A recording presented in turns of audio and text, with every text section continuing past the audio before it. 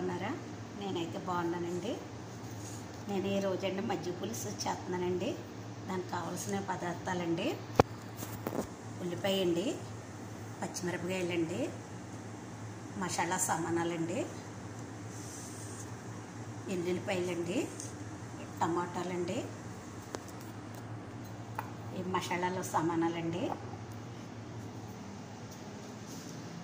ఇవి చేపలండి. చేపలు వాష్ చేసండి ఇలాగ వేపేసానండి. చూసారు కదండి, బస్సులు ఇలాగే వేగినాయండి. తర్వాత ఎల్లుల్లిపాయలు వేస్తున్నానండి.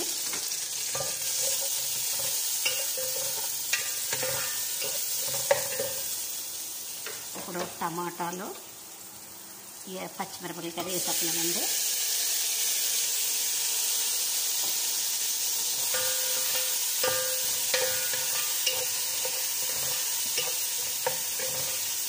ఇవన్నీ మగ్గిపోయాకండి. తర్వాత మనం కొంచెం నీళ్ళు అంటే కొద్దిగా వేయాలండి, మరీ ఎక్కువ వేయకూడదండి. నీళ్ళు వేసేటప్పుడు కూడా నేను మీకు చూపిస్తానండి. చూసారు కదండి ఎలాగ వేగిందో. బస్సులు వేగిపోయినాయండి. తర్వాత టమాటా, పచ్చిమిరపకాయలండి, లాంగ్ మొగ్గలు ఇవన్నీ వేస్తానండి. చూసారు కదండి. తర్వాత కొంచెం మ్యాజోన్ వేస్తామండి. మరీ ఎక్కువ వేయకూడదండి. మ్యాజోను కొంచెం వేస్తే సరిపోద్దండి. అంటే టమాటా చాచరు అంటారండి ఇక్కడ. నేను అన్నీ వేసానండి, అల్లం ఒకటి వేయలేదండి. ఎందుకంటే చేపల్లోనండి ఎప్పుడు కూడా అల్లం వేసుకోకూడదండి. అంటే కొంతమంది అయితే వేస్తారండి, నేను ఎప్పుడూ వేయలేదు అన్నమాట అండి.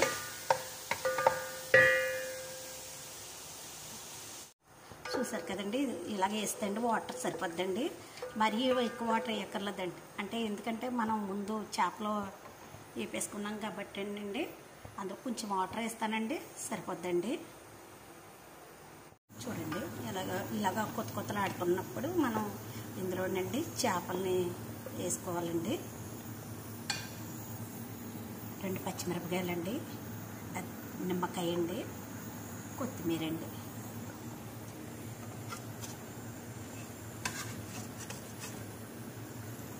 ఇలాగే మామూలుగా రైస్లోనండి ఇలా వదిలేసుకోవాలండి.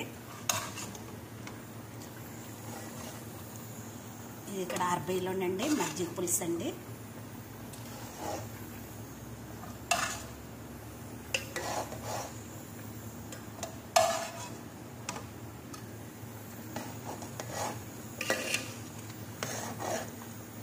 సేమ్ బిర్యానీ టైప్లో ఉంటుందండి. టేస్ట్గా కూడా ఉంటుందండి, బాగుంటుందండి. కొంచెం మనం ఆయిల్ వేసుకోవచ్చండి.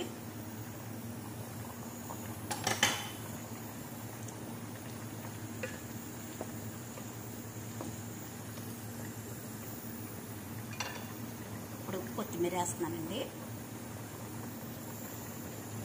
ఇప్పుడు పచ్చిమిర్చి వేసానండి. ఇప్పుడు నిమ్మకాయ వేస్తున్నానండి.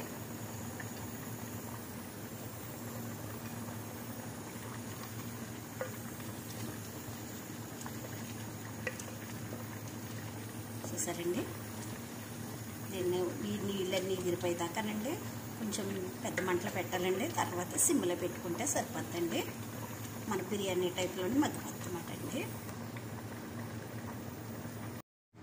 చూసారు కదండి, ఇలా బిర్యానీ టైప్లో అయిపోయిందండి. వాటర్ కదా, ఇంకా ఏమి ఉండదన్నమాట అండి. చూసారు కదండి, ఇదిగోండి పొడి పొడలు ఆడుతూ ఉంటుంది అన్నమాట అండి. మీకు కానీ వీడియో నచ్చినట్టుగా లైక్ చేయండి.